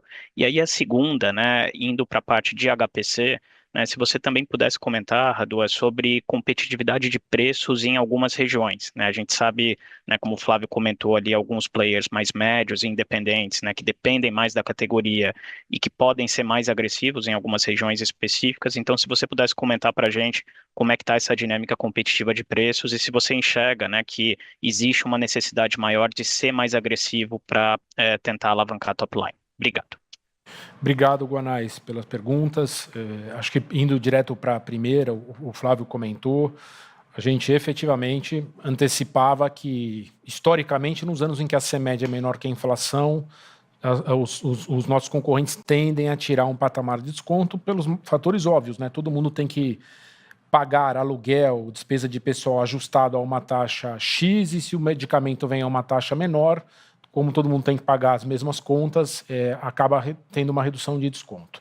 A gente ainda está só aí um mês pós ajuste da CMED, então existe muita ação pontual, segura o preço antigo, mas os indicadores que a gente vê que estão saindo do forno, na nossa segunda rodada de pesquisa que a gente fez de medicamento, a gente vê de fato um aumento de preço médio acima do que os 3,5 da CMED. Então, muito mais próximo, entre 4,5 e 5. Então, a última pesquisa que a gente acabou de fazer já mostra os concorrentes tirando um pouco da intensidade de desconto e aproximando o aumento efetivo de preço real na ponta para um patamar mais próximo do que está sendo a inflação, e acho que precisa só terminar esses 45 dias, 60 dias, no final de maio a gente consegue ter esse cenário completo. Mas os primeiros sinais são exatamente em linha com o que a gente antecipou, que sempre aconteceu historicamente e voltou a acontecer, está voltando a acontecer pelos números que a gente pesquisou e viu. A outra pergunta do HPC, como eu acho que a gente tem estudado, eu falei isso em outras ocasiões, o HPC, de fato, a performance dele depende menos do preço de partido de desconto e muito mais da intensidade promocional. Quase 50% da venda da perfumaria se dá através de alguma mecânica promocional, seja ela qual for. É interessante, a gente estava vendo um vídeo de clientes, eu estava vendo até esse final de semana de novo que a gente fez um shop along com os clientes nas farmácias para entender o comportamento de compra deles no ponto de venda. É incrível como diferentes perfis de clientes, quando chegam numa farmácia, eles já começam a procurar quais são as promoções que tem naquela categoria para ver se vale a pena, antes até de procurar o produto regular que ele costuma usar. Então, promoção tem um papel muito importante na dinâmica de compras do HPC, e a gente está, sim, subindo uma intensidade de promocionalização cirurgicamente. A gente não está pegando nacionalmente e fazendo a mesma promoção em todos os lugares da mesma maneira. A gente já tem mecânicas promocionais cirúrgicas, a gente tem várias ferramentas para fazer promocionalização, vai desde a promocionalização massiva que você vê de uma fralda depois para um leve mais pague menos, mas a gente tem promocionalização personalizada através de OFEX, através de cupons específicos que a gente manda para ativar determinada categoria. A gente tem uma série de mecânicas diferentes de promocionalização e a gente sim está subindo um degrau desta promocionalização para ser mais competitivo. Estamos começando até prontos para começar um projeto específico de análise de retorno de investimento promocional com Advanced Analytics, exatamente para garantir que a gente está fazendo a melhor alocação de recurso que vai dar o melhor retorno, seja na promocionalização, seja na gestão de preço granular. Então, sim, a gente está subindo o patamar de investimento e estamos fazendo isso com a maior granularidade e buscando a maior assertividade possível para, com o menor investimento, ter o maior retorno. Acho que é bastante óbvio isso. Obrigado, Guanais. Excelente, Raduan. Muito obrigado. Obrigada, Luiz, pela participação. Agora a pergunta é do Vinícius Strano, do UBS. É com você, fique à vontade. Bom dia, Raduan, bom dia, Flávio, obrigado por pegar minha pergunta. Queria explorar um pouquinho mais aqui perfumaria e HPC, perfumaria e OTC, perdão. Se você puder falar um pouquinho principais alavancas ali para impulsionar o crescimento, indo um pouco além de investimento em preço, né, indo eventualmente expansão de marca própria, e como é que você está vendo a competição no e-commerce aqui em perfumaria. E uma segunda pergunta, se puder explorar um pouco mais o economics da loja nova de vocês, entendo que a TIR continua bastante alta, mas se puder focar um pouquinho mais na produtividade da loja e como é que é o ramp-up do digital nas lojas novas. Obrigado. Acho que pegando a primeira, né, perfumaria, óbvio que a gente foca bastante no tema promocional, que é um dos mais relevantes, esse já está respondido, mas também não é só isso. Como eu falei há pouco, tem outras alavancas, né? A gente está primeiro fazendo uma revisão na perfumaria do sortimento que a gente precisa ter nas farmácias do 1P. A gente faz isso continuamente, tem feito isso continuamente, mas é óbvio que a gente, entendendo que o crescimento de perfumaria do mercado está um pouco menor, a gente tem que revisitar todos os elementos da nossa proposta de valor de perfumaria, que é produto-preço, mas a gente está fazendo uma revisão mais acelerada de sortimento, seja das lojas físicas, seja no canal digital, seja no próprio marketplace, mas na própria loja física a gente entende que mesmo com espaço limitado, acho que tem alguns ajustes que a gente pode fazer para trazer um sortimento adicional. Acabei de falar para vocês do quanto a gente acredita também que parte da recomposição de equipe nas farmácias também visava melhorar o atendimento e a experiência na perfumaria. É nítido para nós quando a gente consegue ter uma pessoa no autosserviço apoiando o Flávio quando ele começa uma jornada, seja para localizar o produto, seja para tirar dúvida, seja para sinalizar as ofertas mais atrativas, o quanto aumenta a conversão da perfumaria. Então, a gente tem um investimento também sendo feito neste aspecto da perfumaria. É óbvio que a gente tem sempre a revisão e o olhar também para garantir o melhor em estoque possível que a gente pode ter na perfumaria, principalmente quando a gente faz promoção, e a gente está tentando ter a certeza que o investimento que a gente vai fazer em promoção não vai ficar limitado por uma questão de falta de estoque quando a gente promocionalizar. Então, tem uma série de alavancas, tem no canal digital, estou falando do físico, uma série de melhorias propostas na jornada da beleza, principalmente. Óbvio que para comprar fralda ou para comprar artigos mais básicos, você não precisa de uma jornada digital tão avançada. Para outros produtos, que você precisa ter uma venda mais consultiva, você precisa ter mais detalhe de produtos, aprofundar nas especificações e nos atributos que tem um dermocosmético, você precisa de muito mais conteúdo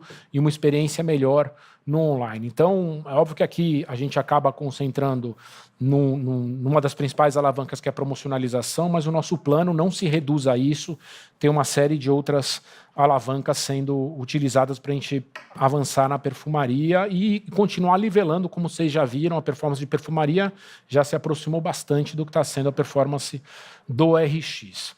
A segunda parte, as farmácias novas seguem com uma equação financeira muito boa, uma TIR acima de 20, eventualmente a venda média das farmácias novas em regime, ela é um pouco menor do que a base de farmácias existentes, porque obviamente os melhores pontos do filé mignon a gente já ocupou. Agora, quando a gente vai para uma cidade bem menor, ou a gente vai para uma periferia de uma cidade que tem uma concentração de demanda menor, a venda média em regime pode baixar um pouco, porém, tem muito menos canibalização, o aluguel é muito menor. Então, quando você pega de fato a TIR e o EBITDA da própria farmácia, ela segue tão saudável quanto as das bases instaladas, mas eventualmente com uma venda em regime um pouco menor. Então, segue super saudável a nossa expansão, motivo pelo qual, mesmo sendo questionado mais de uma vez, mas agora com a taxa de juros tão alta, o custo de capital tão alto, vocês vão seguir esse ritmo de expansão? Vamos, porque o retorno tem sido tão acima do próprio custo de capital, e a gente tem um compromisso com construir o futuro, que a gente segue, por enquanto, com o guidance de 330 a 350. Um ponto que a gente não mencionou, e a gente costuma mencionar sempre nos calls, Raduan, você está falando assim, o construir o futuro, vamos tangibilizar esse negócio de novo, né? A gente é um país jovem, que cresce estruturalmente a demanda por medicamento 6, 7% real ao ano pelos próximos 30 anos, pelo simples efeito do envelhecimento da população. Então, essa dinâmica não vai mudar. Independente do que aconteça no mundo, aconteça no Brasil, cenário econômico, etc., essa dinâmica não vai mudar. Então, a gente aqui não está perseguindo um alvo de trimestre para fazer o resultado, a gente está perseguindo um alvo móvel que se move ao longo dos próximos 30 anos. Então, deixar de expandir não faz sentido nenhum nessa equação. Deixar de investir no digital não faz sentido nenhum nessa equação. Então, isso sim é importante. Você perguntou especificamente a questão do e-commerce, né? Como é que isso afeta o resultado ou o ramp-up das novas lojas. O e-commerce ele tem facilitado o ramp-up das novas lojas, tá? Então, hoje o e-commerce representa aí perto de 22% da nossa venda no geral, mas a gente tem praças onde o e-commerce está beirando os 30% aqui, óbvio, depende da digitalização da praça, né? E dos esforços que a gente empreende para digitalizar esse cliente. Mas lembra que a digitalização do cliente para a gente é a digitalização de um cliente que está dentro do nosso aquário. A gente não sai buscando cliente em mar aberto. A gente vai dentro dos nossos 50 milhões de clientes e aí sim, através de um relacionamento com o cliente no ponto físico, né, e da experimentação do online através das nossas colocações do mundo físico, né, lembra que o ponto de engajamento do cliente é o mundo físico e é por lá que ele se digitaliza. Eu acho que outro ponto relevante aqui, quando a gente pensa no HPC, e aí saindo da questão da TIR, da loja nova, mas indo para o HPC, acho que a gente tem fortalezas muito claras, né? Então, a questão da experimentação do mundo físico, o Raduan já falou bastante, né? Eu acho que a parceria que a gente tem com os fornecedores faz toda a diferença aqui. Hoje, por exemplo, não tem ninguém na L'Oréal no mundo que não conheça o case de sucesso que é a parceria da L'Oréal com a RD no mundo, criando essa categoria, desenvolvendo fortemente a categoria de dermocosméticos aqui no Brasil. Então, é em cima desse tipo de parceria, da experimentação do mundo físico, que a gente consegue, e óbvio, a gente não deixa para segundo plano os skills digitais, né? Então, hoje, a gente é capaz de absorver 100% ou virtualmente 100% da nossa demanda online numa entrega de 1 hora para o cliente. Então, isso aqui faz uma diferença brutal também no que é a performance dessa categoria. Então, acho que a gente tem um bom blend aqui de skills digitais e físicos para continuar crescendo e consolidando o mercado. Obrigado, Strano. Obrigada, Vinícius. A participação agora é da Daniela Aiger, da XP. Pode seguir com sua pergunta. Bom dia, obrigada por pegar minha pergunta.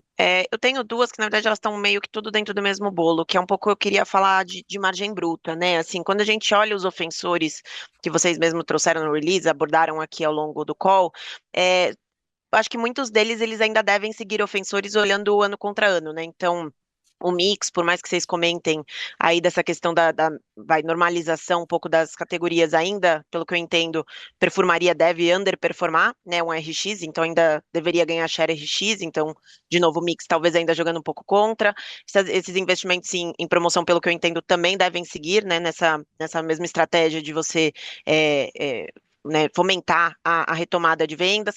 Talvez ali em perdas tenha algum espaço, obviamente, para isso pesar menos, né, mas também não parece ser algo que se resolve de um dia para o outro.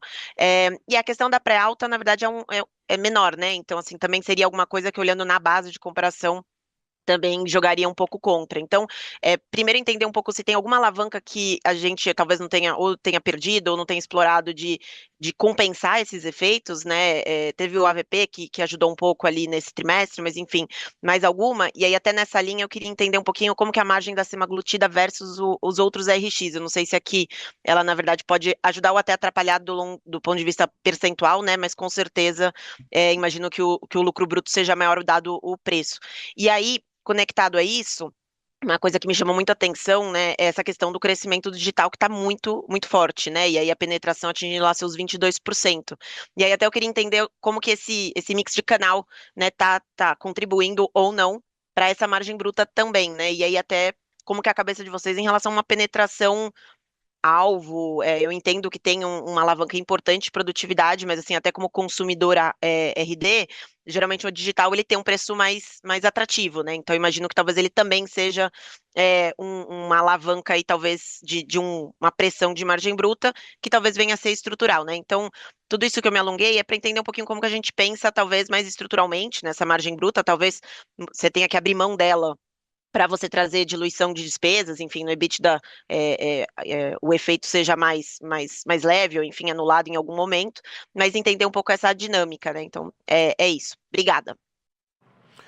Obrigado, Daniela. Eu acho que a sua pergunta já quase que traz a grande parte das respostas, né? A sua leitura está muito correta sobre as pressões que, de fato, existem de margem, né? Então, sim, o efeito mix no curto prazo, por mais que a gente acelere a perfumaria, tem algo que está dado no mix, é que agora, ainda mais com o Mounjaro, a participação do medicamento RX vai crescer ainda mais e, obviamente, a gente sabe que o Mounjaro, em margens percentuais, ele navega abaixo da média da categoria, até porque é um produto de valor agregado alto, de R$ 1.600, R$ 1.700, então, percentualmente, ele traz uma margem menor do que a média da margem do medicamento marca, então efetivamente tem aí uma pressão, sim, que vai continuar acontecendo de efeito mix, mas que, por outro lado, como você bem disse, pode ajudar a diluir as despesas. Também é verdade que a gente tem essa pré-alta menor e também é verdade, como a gente já falou, que a perfumaria também pressupõe que a gente vai ter que ter uma intensidade de promocionalização, mas que a gente vai ter que compensar isso por parte, sendo o mais científico possível na precificação cirúrgica, onde de fato a gente pode reduzir um pouco o desconto para investir em outros lugares sem gerar impacto, né? A digitalização está acontecendo isso. O que nos chama a atenção é que o digital segue crescendo ainda muito forte, indo para 22%, mesmo a gente já aproximando o patamar de descontos do físico para o online. Então, a gente já tem reduzido o patamar de desconto do online exatamente para também reduzir essa pressão de margem, porque a proposta de valor como um todo do digital melhorou tanto que a gente acha que pode reduzir desconto, e mesmo com essas reduções de desconto, a gente vê a demanda acontecendo, que nos convida a seguir dando um patamar de redução, que é mais fácil de acontecer no medicamento, é um pouquinho mais difícil de acontecer na perfumaria no digital. A gente percebe que o medicamento a gente vai reduzindo o desconto e tem espaço. Perfumaria, se a gente de fato tira a intensidade promocional do digital, ela acontece.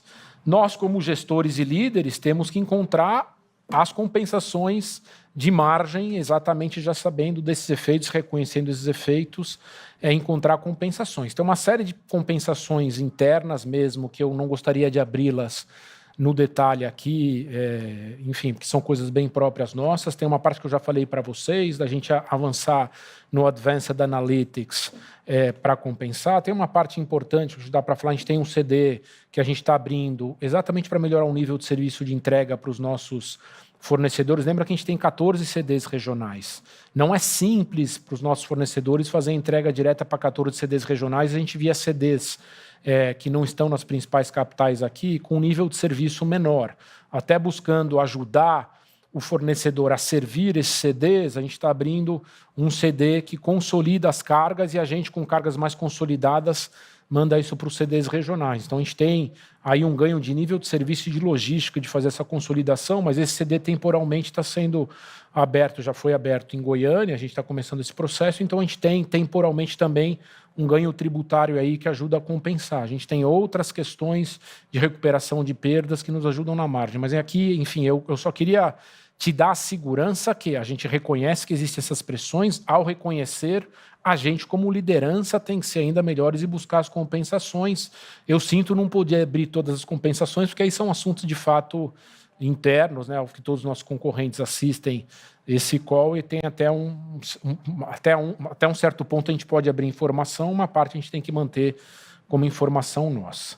Tem mais alguma coisa que... Não, acho que só para complementar um ponto aqui, né, a questão da pressão pela margem por conta do digital é uma questão que está dada, né? E ela sempre existiu aqui, Dani. Então, o nosso digital há 5 anos atrás representava 1% da venda. Hoje ele representa 22% da venda. Se a gente expurgasse essa atividade do digital, certamente nossa margem bruta estaria 1 ponto e meio acima do que ela é hoje. Mas a venda não estaria do jeito que ela está também. O engajamento do cliente também não estaria. Então, faz parte, né? O cliente deseja o digital e deseja o físico. O cliente é Omni, então a gente vai continuar explorando essa atividade no Omni. E olhando daqui para frente, né, esse negócio ele tende a ter uma pressão relativa, olhando para frente, muito menor do que foi a pressão absoluta que a gente sentiu nesses anos todos de criação dessa atividade. Tá ótimo, obrigada pelas respostas. Obrigada, Daniela. Agora a pergunta é de Leandro Bastos, do Citi. Pode seguir.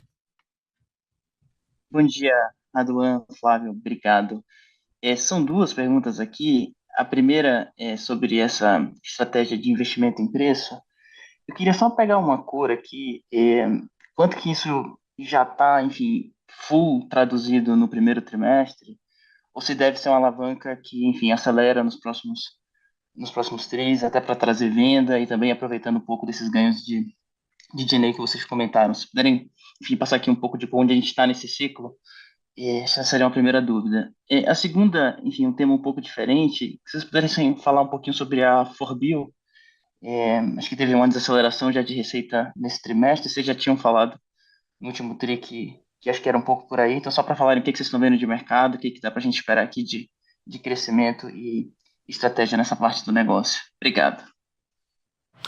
Obrigado, Leandro. Eu acho que a primeira parte é difícil de te cravar uma resposta. A gente tem que tomar cuidado, a gente já fez sim um patamar de investimento que está embutido nessa margem, como foi mostrado no efeito da queda de margem, já tem uma parcela de investimento incremental feito, e a gente sabe que qualquer investimento que a gente faz em preço não é no dia seguinte que vem o resultado. A gente tem que tomar cuidado para não se desesperar, investir em preço, ainda não veio a venda no dia seguinte, agora investe mais e passar do ponto, porque a gente acaba aí destruindo um valor desnecessário. Então, a gente já fez um patamar, já estamos vendo onde está tendo reação, aonde a gente acha que talvez tenha que investir um pouco mais, tem outros lugares que talvez dê para compensar um pouco, e se a gente achar necessário nos próximos meses entender que precisa investir mais um degrau, a gente vai investir mais um degrau para recompor o patamar de crescimento que a gente precisa, que ajuda a diluir despesa. Mas eu não consigo te cravar e te dar um guidance que o que a gente já investiu já é o suficiente, que daqui para frente vai ser assim.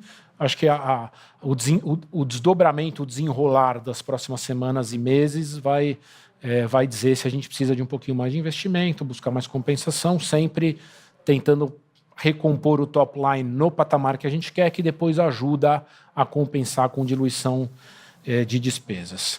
Com relação à Forbil, é mais um dos guidance que a gente falou na reunião, não guidance, mas mais uma das leituras que a gente fez na reunião passada, de que a gente sim estava pedindo para o CEO da Forbil não buscar crescimento a qualquer custo, de fato reduzir um pouco o ritmo de crescimento priorizando margem, que foi o que aconteceu esse trimestre. Então, de fato, já teve um crescimento que se aproxima muito mais do crescimento que a gente teve no Corp, e também já teve uma evolução de margem versus primeiro tri. Por isso que neste trimestre vocês nem ouviram a gente falar da Forbil, porque no efeito mix ela pouco impactou, então eles estão exatamente em linha com o que foi pedido, com o direcional que foi dado, eles vão seguir o ano nessa mesma diretriz, buscando mais rentabilidade em detrimento de um crescimento desproporcional.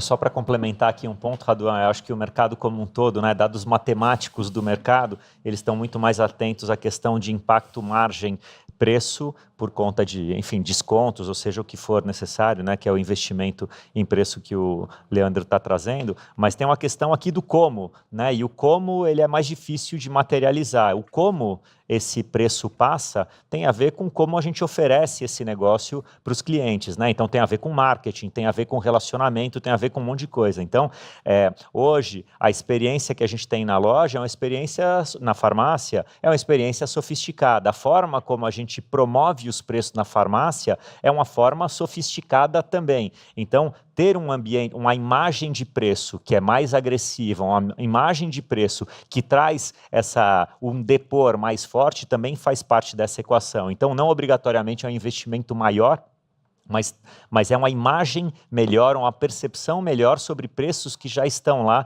disponíveis para os clientes. Então, isso aqui é uma parte importante da equação. Tá joia. Obrigado, pessoal. Bom dia. Muito bem, obrigada, Leandro. Agora a pergunta é do Rodrigo Gastim, do Itaú BBA. É com você. Bom dia, pessoal. Raduan, Flávio, duas perguntas aqui. Primeira, voltando lá no tema da margem bruta, Raduan, eu só queria tentar, vocês já falaram super bem sobre perdas, etc. Eu só queria tentar isolar dois impactos aqui, tá? E tentar quantificar um pouco melhor. Primeiro, eu acho que no último call vocês mencionaram que o impacto de mix na margem bruta no quarto tri, né, representou mais ou menos uns 15 a 20 bips da margem, da pressão de margem que vocês viram. Só queria entender se nesse primeiro tri vocês veem algo parecido, a gente pelas nossas continhas aqui chegou em algo razoavelmente parecido, então tentar quantificar um pouco esse impacto mix e entender se isso nos próximos tris, vocês têm conforto que vai diminuindo ou não, né, dado que, toda a dinâmica de crescimento por categoria, e quanto vem desse famoso investimento de preço, né, vocês mencionam isso no release também, mas se pudessem dar uma ordem de grandeza ou uma magnitude de quanto da margem bruta foi investimento de preço, acho que seria super legal. E a segunda pergunta é um follow-up do ponto do corte de G&A, né, do ajuste de G&A que vocês fizeram. Aí só um entendimento mesmo, Raduan. Os 20, 25 bips que você mencionou, né, de ganho de eficiência em pessoal, isso é bruto do potencial investimento de preço que vocês mencionaram. Eu só queria entender se eu peguei a mensagem de maneira correta, ou seja, vocês têm um buffer ali de economia, savings nominal, né, de G&A, e que parte disso vocês vão investir em margem bruta e parte disso vai fluir direto para o EBITDA. Só queria entender se o entendimento está correto. São essas duas. Obrigado, pessoal. Obrigado, Gastim. Eu sempre tenho medo de dar respostas que sejam tomadas como guidance e que eu não posso abrir demais. Acho que a primeira parte do mix, acho que vocês têm os números e a conta que você fez de efeito mix, acho que não é tão distante, até porque a matemática dá para ser feita, né? Aí a parte de quanto a gente fez de investimento de preço, não dá para te dizer, porque tirado o 0,3 de perda, tirado o efeito mix, o que sobra é um misto de não só de preço, mas de uma série de outros fatores que a gente tem de ganhas e perdas tributárias, de reversões. Então ali tem um bolão ali no meio. O importante é vocês saberem que a gente já fez um degrau de investimento em preço, que já foi parte, inclusive, do que ajudou a recuperar um degrau de performance na perfumaria, que a gente também está fazendo investimentos cirúrgicos em medicamento, que a gente vai seguir medindo se a gente está tendo a resposta que a gente quer ter, e se precisar a gente vai investir um pouco mais nisso para gerar diluição. A segunda parte, aí o Flávio depois pode complementar, a segunda parte sim, é o saving que a gente teve em G&A, o que projeta ter daqui para frente é em torno de 0,20, 0,25 bruto. Isso não significa que a gente quer pegar isso diretamente e traduzir em EBITDA. A gente entende que parte desse dinheiro, ou desse valor criado, a gente acha que tem que reinvestir em proposta de valor, principalmente em proposta de valor para o cliente, parte de proposta de valor do funcionário.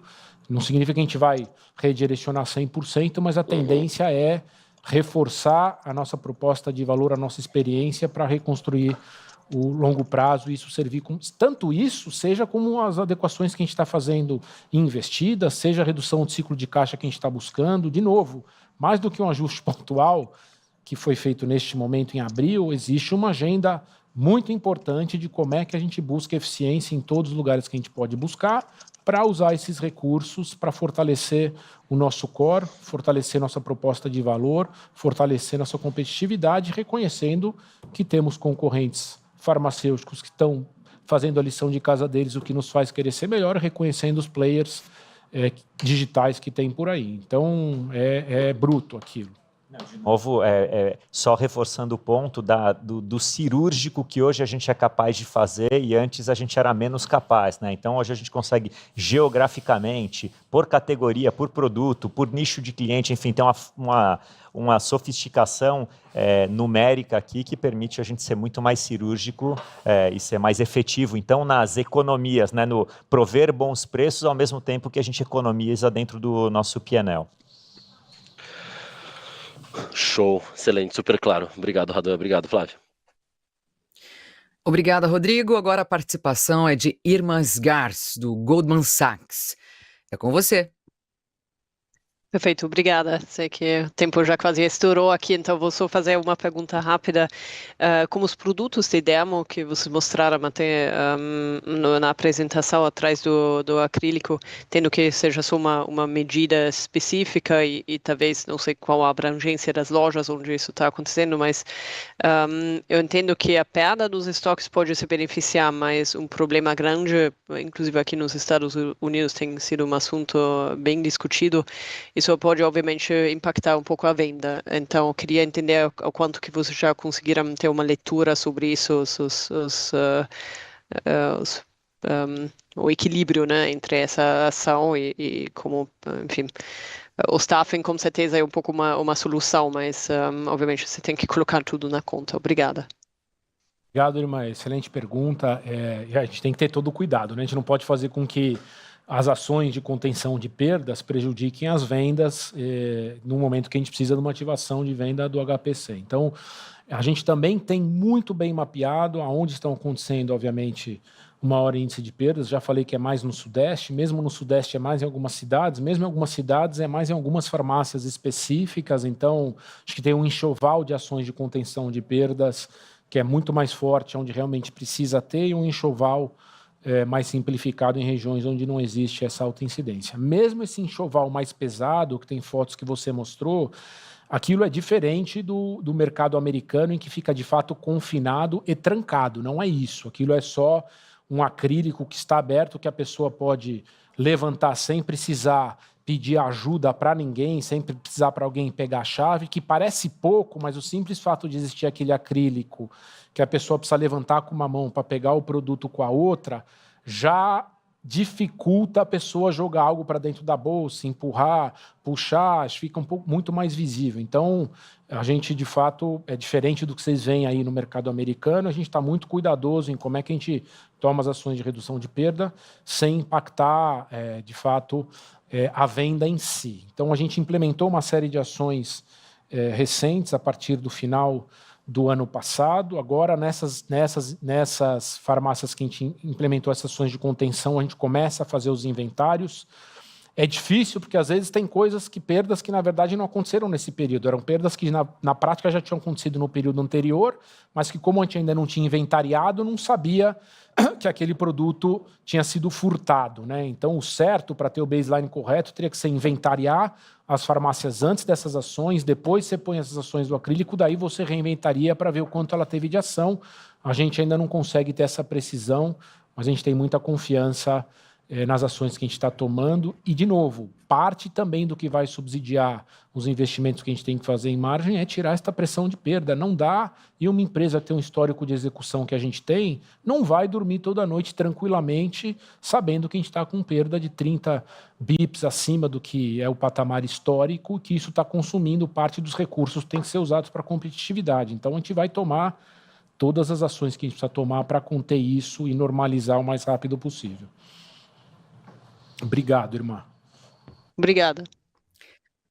Obrigada, Irma. Agora a pergunta é de Ruben Couto, do Santander.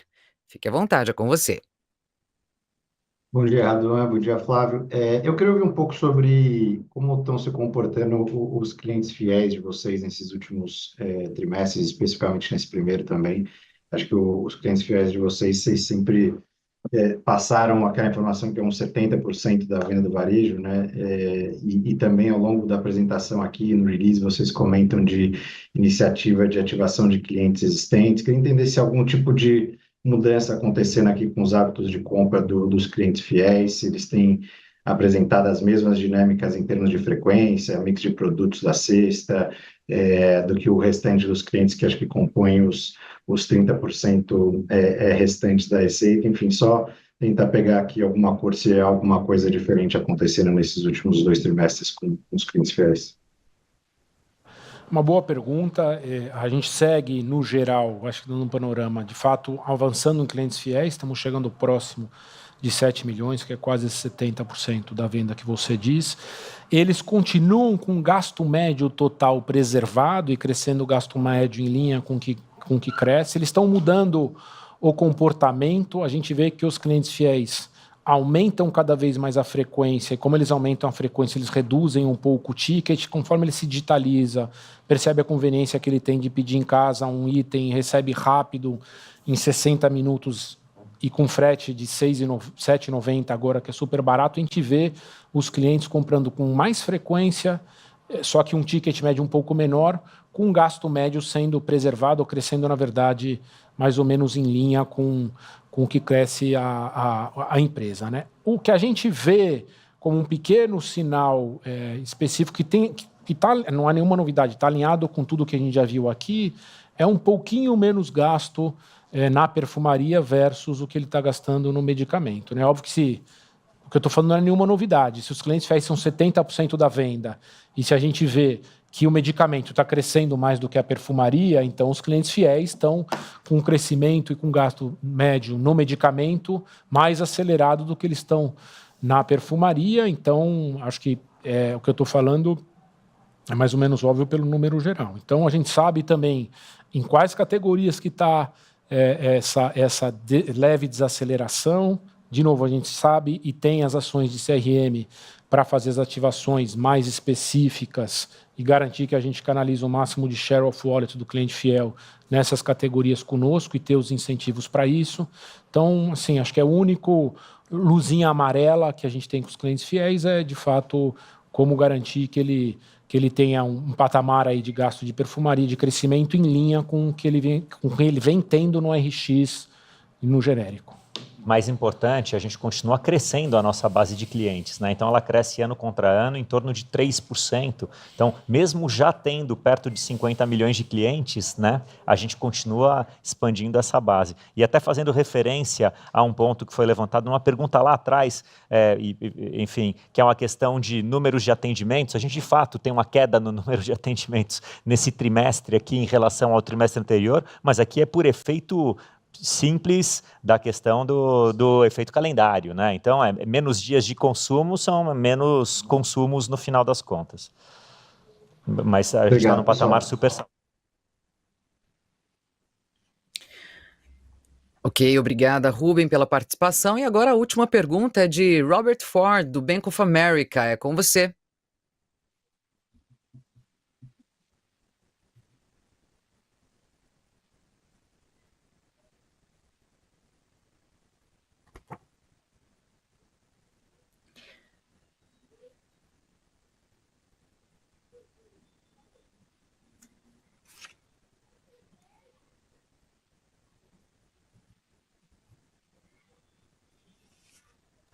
Desculpa, bom dia, Raduan, Flávio.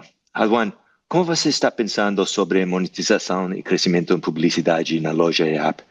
E em serviços, existe uma oportunidade de maior monetização ou é mais um impulsador da fluxo e fidelidade? Obrigado. Eu vou falar dos serviços, eu passo da publicidade para o Flávio. A gente, sim, eu acho que tem os dois papéis, né? Serviços, parte dos serviços por si só geram rentabilidade direta, independente do que muda no lifetime value do cliente, aquela transação per si gera valor, a exemplo de vacinas, por exemplo, não só da gripe, mas também as das herpes zoster, HPV, etc. É algo que está crescendo a demanda ano após ano, e isso já gera rentabilidade direta. Os outros serviços, que são serviços um pouco mais... também testes de Covid, teste de dengue, esses testes de doenças tropicais também já geram uma rentabilidade direta.